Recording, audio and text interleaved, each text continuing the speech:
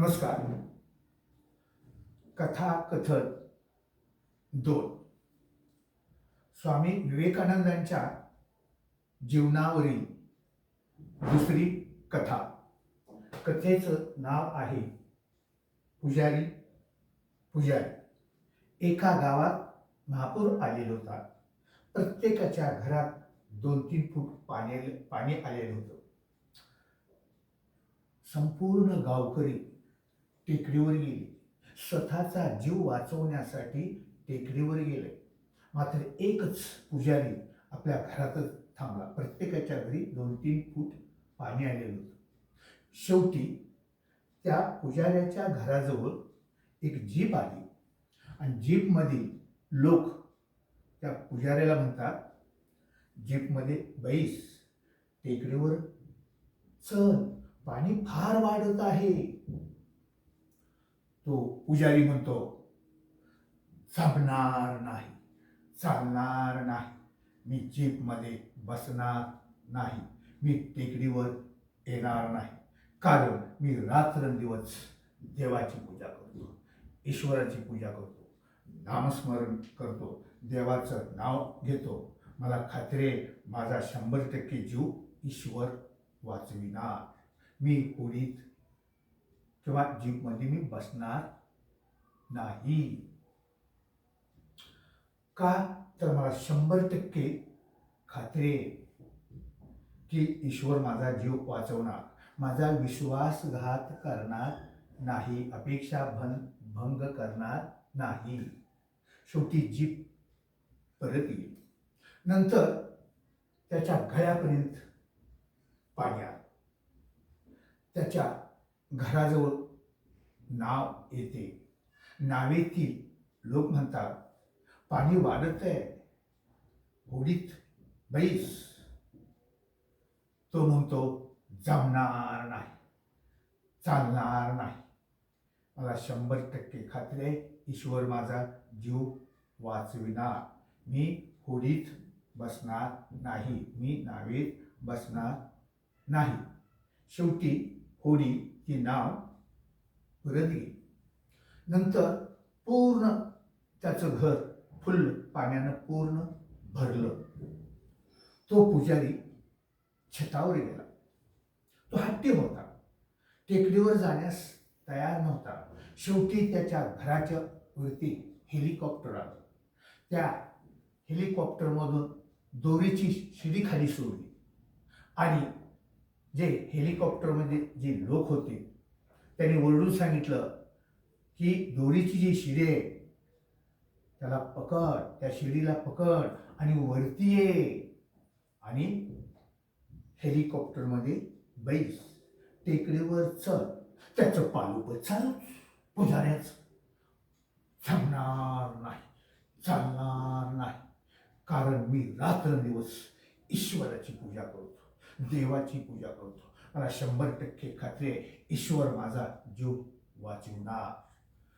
तो माझा अपेक्षा भंग करणार नाही, ईश्वर अपेक्षा भंग करणार नाही, ईश्वर माझा विश्वासघात करणार नाही, मग माझा तो जीव वाचवणार. हेलिकॉप्टर परत गेली. तो हट्टी असल्यामुळे तो गेला नाही. शेवटी जे घडायचं तेच घडलं.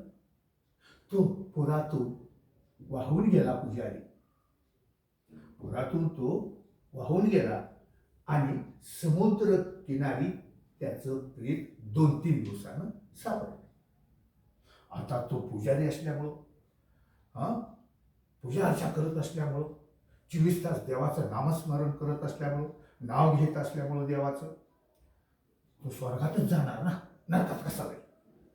स्वर्गात गेल्यानंतर लाल बुंद होऊन ब्रह्मदेवाला, ईश्वराला विचारलं की तुझ्यावर मी विश्वास ठेवला, मला खात्री होती माझा तू जीव वाचवशील, पण विश्वासघात, माझा विश्वासघात केला. रात्रंदिवस तुझी देवाची तुझी पूजा केली, पूजा अर्चा केली, नामस्मरण केलं, नाव घेतलं, माझा विश्वासघात केलास, माझा अपेक्षा भंग केलास.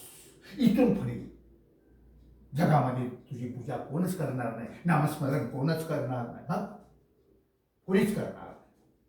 संतापान लाल बंद होऊन देवाला ब्रह्मदेवाला. तो म्हणतो, ब्रह्मदेव म्हणतात, तुझं बोलणं झालं का? तुझं बोलणं झालं का?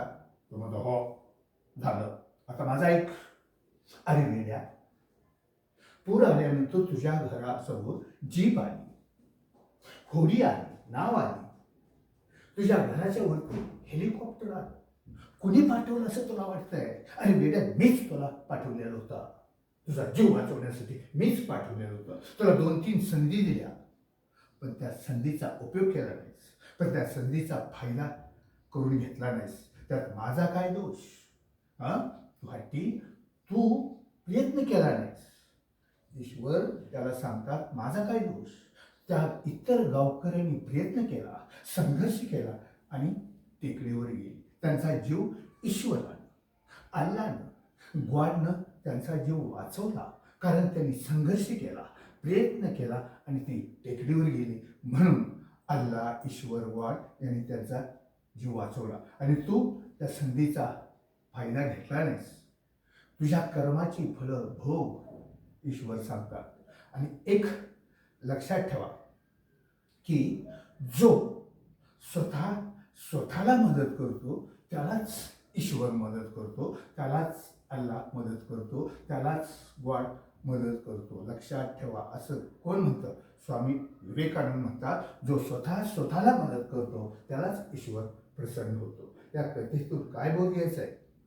कोणी आस्तिक असो अथवा कोणी नास्तिक असो, आपल्या जीवनात यशस्वी होण्यासाठी संघर्ष करावाच लागतो, हातपाय हलवावेच लागतात, प्रयत्न करावाच लागतो. फुकट में चकोट अल्लाह, ईश्वर, वाड आपल्याला काहीच देत नाही. आपल्या जीवनात यशस्वी होण्यासाठी, आपण जिवंत राहण्यासाठी आपल्याला हातपाय हलवावेच लागणार, संघर्ष करावाच लागणार. लक्षात ठेवा.